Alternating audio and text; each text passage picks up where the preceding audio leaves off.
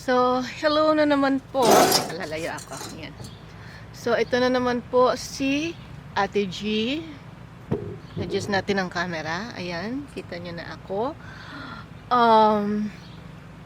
So, nandito po ako sa likod ng bahay namin. Ayun, umaaraw na naman. Sana wag umulan.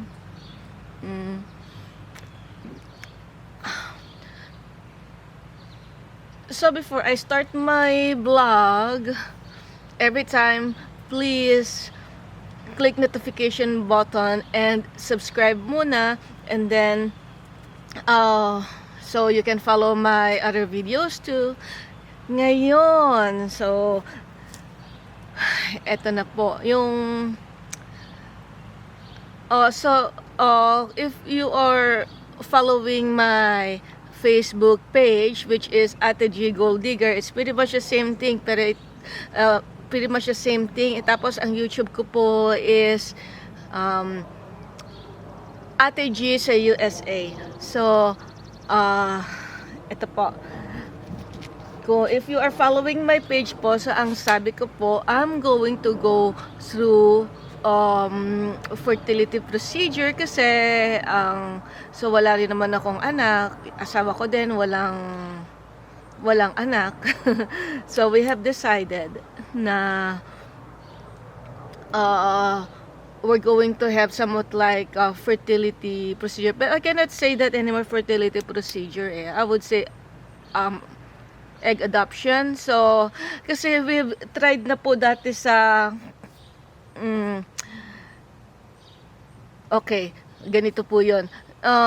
So 7 years ago, nag-try po kami sa ito pong ospital na to, is sikat na sikat po siya, as in halos lahat ng key city dito sa Cleveland, meron po siyang branch, as in malaking ospital siya dito sa Cleveland, from Medina County to Cuyahoga County, as in ang dami niya pong hospital. But however, ganito po nangyari dati, no 7 years ago. As soon as yung husband ko po is magkaroon ng maikabit niya po ako sa insurance niya, so we tried IVF. Pero ito pong doktor, ito pong fertility doctor is hindi po sa amin ibinigay lahat ng options. So wala nang, sa menopausal na ako noon, sakit, no? Anyway, wala na pong itlog na makukuha sa akin, pwede isa, dalawa, but only like seems like one chance of live birth rate na lang.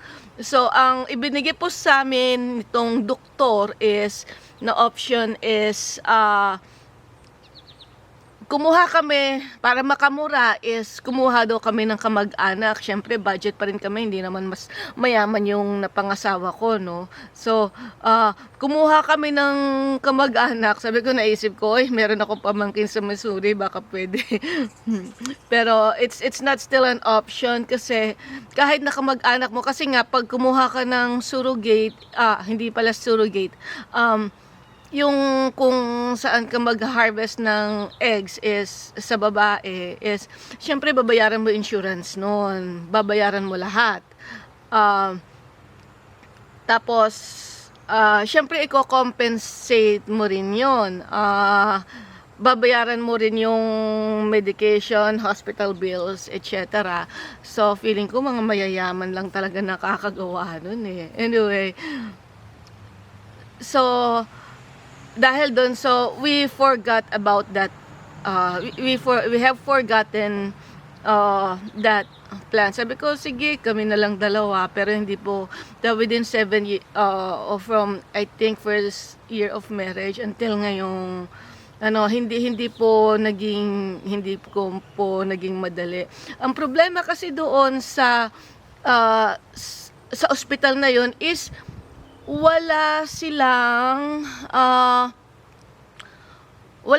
cryo or wala silang egg bank. So, hindi po nila maibibigay sa akin yung option na yon, or hindi nila maire-recommenda. So, forgotten na po yun. So, I lost 7 years. I should have this kind of procedure 7 years ago when I'm still healthy. And now, I'm already 50 years old. Ngayon na, aminin ko na. So, hindi po na sa amin binigay, sa amin lahat binigay ng option. So, nasayangan po kami ng 7 years. So, ay nako, please po, if you are going to, I suggest, ito po is suggestion for those who are struggling to have kids. I-check nyo po mabuti yung mga sasabihin, kasi kahit ang ospital na yan, maraming branch yan, maganda ospital, kilala. I-check nyo po muna kung yung ospital na yan is expert sa fertility. Particularly, meron po dapat silang egg bank.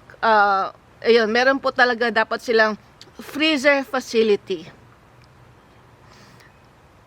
Ngayon, nalaman ko lang po yan na, uy, sayang pala. Kasi, dito rin sa bandang Cleveland, hindi ko na rin po sasabihin kung anong ospital yon. Pero parang I would say is parang second best lang or third best or third biggest, I would say third biggest, na nasiraan po sila ng egg bank or ano tawag dito, yung nasiraan sila ng egg bank or freezer, however you call that, cryo. Sabi ko, oy, teka, kung dun pala kami dapat nagpunta, they should have given us all the options.